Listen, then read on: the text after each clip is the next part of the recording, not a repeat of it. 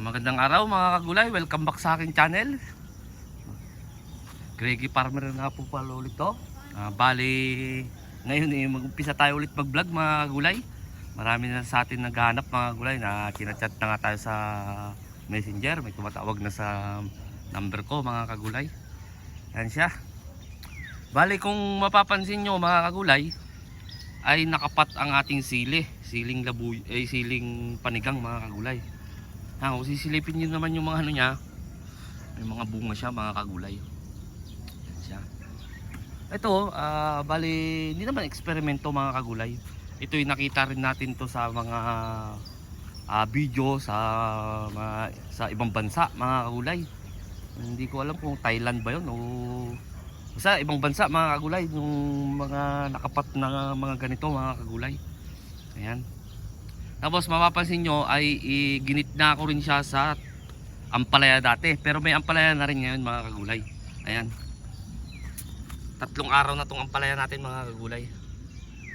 Yan siya. Bali ito yung ampalaya. Ito yung sili. Diba 5 meters yung ano ko. Yung agwat natin mga kagulay. Yung tabla kung tawagin. Para hindi masayang yung tabla. Ay tinaniman ko ng sili mga kagulay. Bali ito matagal na itong sili na ito mga kagulay. Kung napapansin nyo kapag nagbablog ako dati hindi ko pinapakita yung gitna, eto yon. Kasi mahirap naman na gawan ng vlog mga kagulay na hindi ko pa, kumbaga hindi ko pa nasubukan na kung mabubuhay siya o maganda yung resulta niya mga kagulay. Maganda naman yung resulta nito dito mga kagulay. Hindi ko nga alam kung anong ipapa-title na itong vlog na to mga kagulay.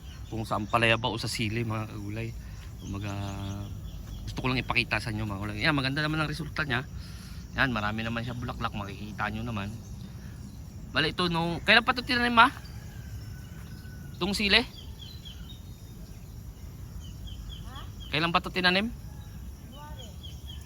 January ito ba? Maraming harvest na rin ito mga kagulay. Ngayon ko nga lang ginawan ng vlog, gawa ng kumbaga titignan ko man kung epektibo ba dito sa pot. Ayan siya. Yan, kaya ako rin naman nagustuhan dito sa pot mga kagulay. Gawa nga ng yung abono. Kapag nag-abono mga kagulay, sa kanya lang talaga. Ayan o. Yan lang talaga mga kagulay. Kung may napapansin nyo naman na may ganito siya mga kagulay, nilagay talaga namin yan. Kasi nung January, nung mga bandang March, mga kagulay ay sobrang init dito mga kagulay hanggang Mayo. Umulan dito ay basta simula ng tag-init dito mga kagulay, mga kalagitnaan ng February. Tapos natapos siya ng tag-init dito ng mga 28 na ng Mayo. 28 na ng Mayo umulan dito mga kagulay. Wala talaga, as in walang ulan nun. Bali 3 buwan mga kagulay na init dito. Kaya merong ganito para kapag nadiligan mga kagulay ay hindi siya basta-basta. Ito siya ito na ano na dyan mga kagulay. Ganito siya, style niya. Ayan o. Yan. Parang lupa na siya mga kagulay pero hindi yan lupa. Ayan o. Para kapag nadiligan siya mga kulay, hindi siya basta-basta ang matutuyo. Yan siya.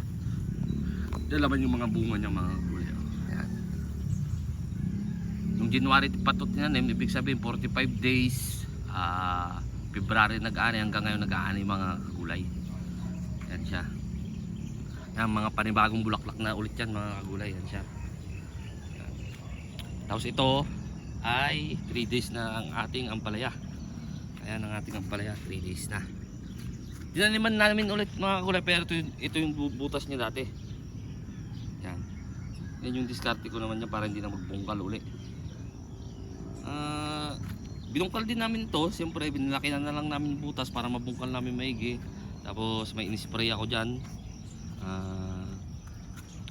Kung ano naman in-spray ko dyan sa lupa para mag ulit yung lupa natin mga kagulay. Yan siya. Yun yung asawa ko nagdidilig doon ng sili. Siyempre kasama na rin tong ating ampalaya. Itong ampalaya natin ngayon mga kagulay ay dynasty siya mga kagulay. Dynasty ngayon ang tanim natin mga kagulay. Itong ating ampalaya. Subukan natin tong ampalaya na dynasty. Yan, dito pala tayo para makita natin. Itong sili natin ay nasa 600 lang to na puno mga kagulay, kung pang testing lang. Ayan. Kaya tinesting din namin nito mga kagulay, pero dito muna sa Panigang.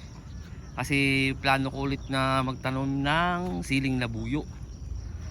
Kasi dito mga kagulay ay ang panahon dito mga kagulay, kahit walang bagyo, kapag yung taghangin talaga mga kagulay, grabe. Kaya yun yung napagdesisyonan namin dito, yung sa kumpare ko nga na sa yung labuyo ay ipapat namin para kapag limbawa mahangin na, pwede lang namin buhatin mga kagulay. Kung naalala nyo yung doon dati, yung doon sa pinakadulo mga kagulay, yung malapit doon sa may manukan doon, yung nakikita yung bubong doon. Doon dati yung sili, kung naalala nyo dati yung vlog ko mga kagulay, natumba lahat mga kagulay. Hindi kami doon nakabawi mga kagulay, gawa nga nung natumba, tinayo namin, lagyan namin ng tali, tapos mga ilang araw lang ay humangin ulit ng napakalakas, natumba ulit mga kagulay, kaya hindi kami nakabawi doon mga kagulay. Pero kung makita nyo yung bunga niya dati doon mga kagulay, sobrang kapal ng bunga doon dati. So ayan siya mga kagulay, kaya tinesting namin tong pot. Yan. Ito ang palaya naman natin na sa 400 plus mga kagulay. 400 plus siya. Yan, buhay na siya mga kagulay. Naabunuhan na natin ng bali pang-apat para na araw mga kagulay, kasi anong pangatlong araw kagahapon nag-abono kami ng calcium nitrate mga kagulay. Yan, para naman sa ugat. Yan, makikita nyo naman okay naman yung tubo ng natin. Yan. Dynasty to mga kagulay, itong variety na to. Yan. Pero hindi ko kumbaga inaano na gayahin nyo yung ganito mga kagulay, kasi pinanggalingan na to ng ampalaya. Mas maganda pa rin kapag bungkalin nyo mga kagulay. Ang inano ko lang kasi mga kagulay ay may in-spray ako dyan. Sa mga magtatanong kung ano yung in-spray ko dyan, yung nakita ko lang din sa vlogger mga kagulay, yung pangpaano ng lupa. Nilagyan ko ay in-sprayan ko siya ng ganun, tapos pinaarawan, tapos inano ko siya ng fungicide bago taniman. Tapos nung nataniman na, nung pagka 3 days inano ko siya ng calcium nitrate, may kasama pa rin siyang coside mga kagulay, na bactericide na fungicide mga kagulay. Ganun lang naman, paulit-ulit lang naman yung ginagawa ko mga kagulay, pero siyempre inulit ko lang dito sa sa plat na dati, kaya may in-spray din ako diyan para sa lupa mga kagulay. Yan, magaganda rin yung mga bulaklak ng ating sili mga kagulay. Yan, tatlong lang to, tatlong plat kumbaga. Hindi naman siya plat matatawag. Kumbaga parang sabihin na natin tatlong plat tapos double row, kasi double row yan mga kagulay, dalawang linya yan, yan. Yan, alternate pa rin siya mga kagulay, zigzag kumbaga. Yan. Hanggang doon yung ampalaya natin doon sa malinis na yan. Yan yung ampalaya natin. Tsaka kung mapapansin nyo, sa ngayon ay nagtitrellis ako. Ayan, hindi nyo makikita kasi kulay itim. Kita ba? Ayan. Yan, diamond type mga kagulay.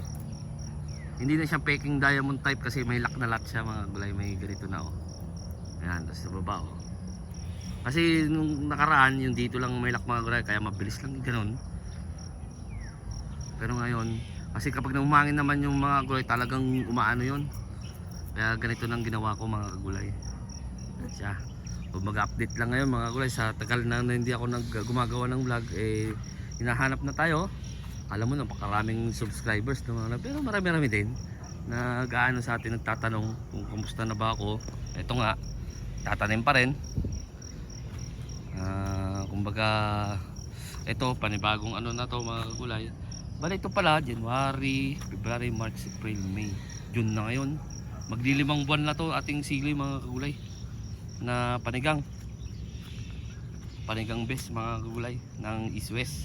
East West to, ito naman ay ano bang tamang nito, Chatay. Basta ito ay mga kagulay, Dynasty. Anong company ba to? Yan. Nag-testing din tayo sa ibang company mga kagulay. Kasi siyempre nanonood din tayo ng mga video. Kaya ayun nga. Bakit natumba? Natumba to mga kagulay Naka-trellis na ako dito, natumba nga. Ayusin natin mamaya mga kagulay.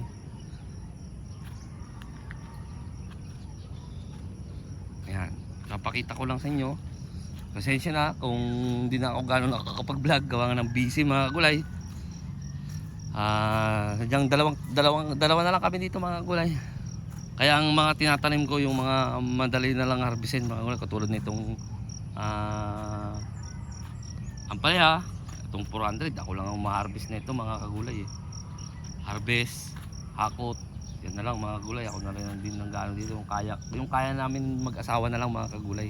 Sa talong sana gusto ko pa rin magtalong, kaso lang kapag talong kasi medyo maraming tao ang kailangan. Kaya ang tinatanim lang namin ito,